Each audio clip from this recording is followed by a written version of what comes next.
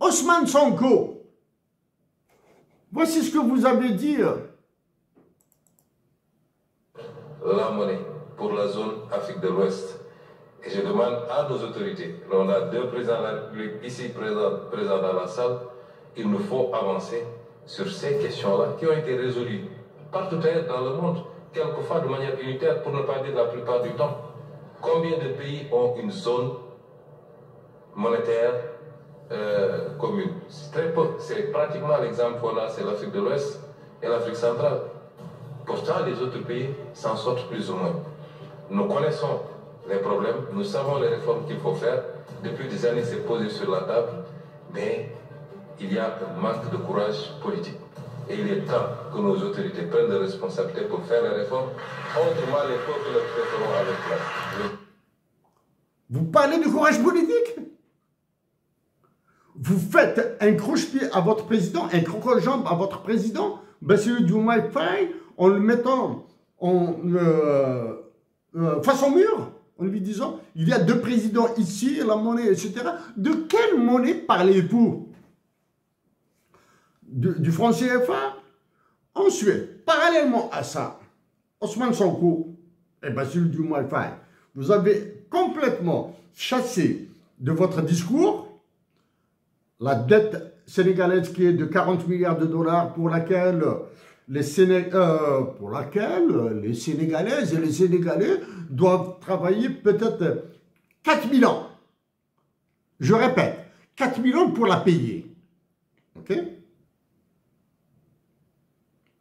Si vous arrivez à rembourser 1 million de dollars par année, faites vos calculs. Faites vos calculs avec les 40 000 ans. Ok? Ousmane Sonko, récemment, malgré des événements extraordinairement graves en Argentine,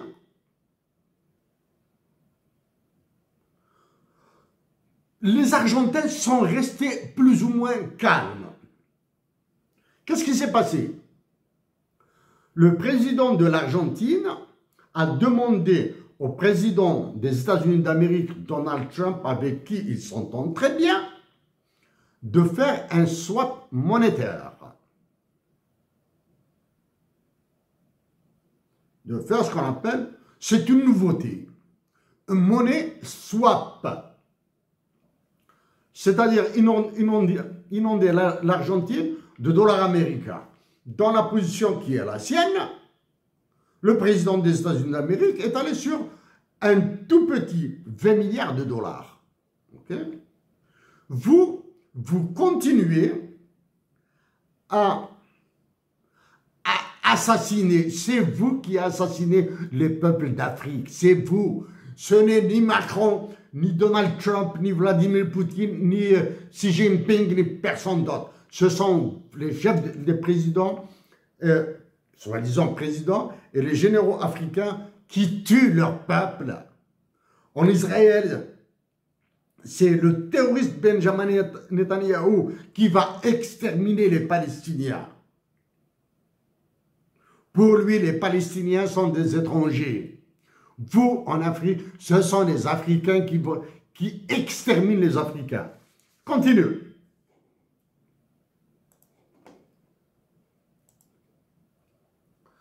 Le représentant là, l'émissaire, Premier ministre, je pense, du Burkina Faso est parti, a fait une intervention lors de la dernière assemblée de l'ONU, la 80e Assemblée Générale des Nations Unies. Le voici. To congratulate you upon your election to the presidency of the 80th session. Your election bears witness to the trust of the internet. S'il vous plaît, vous faites attention à la salle pour voir le nombre de personnes qu'il y a. Ensuite, bon, je m'excuse, c'est la vidéo officielle de l'Assemblée Générale des Nations Unies avec le doublage en anglais. National community in your leadership there is rather a negative backdrop as a result of 8 decades of optimism that have been sorely put to the test, 8 decades of disappointment, 8 decades of shattered dreams, 8 decades of failure to meet the moment, in a nutshell.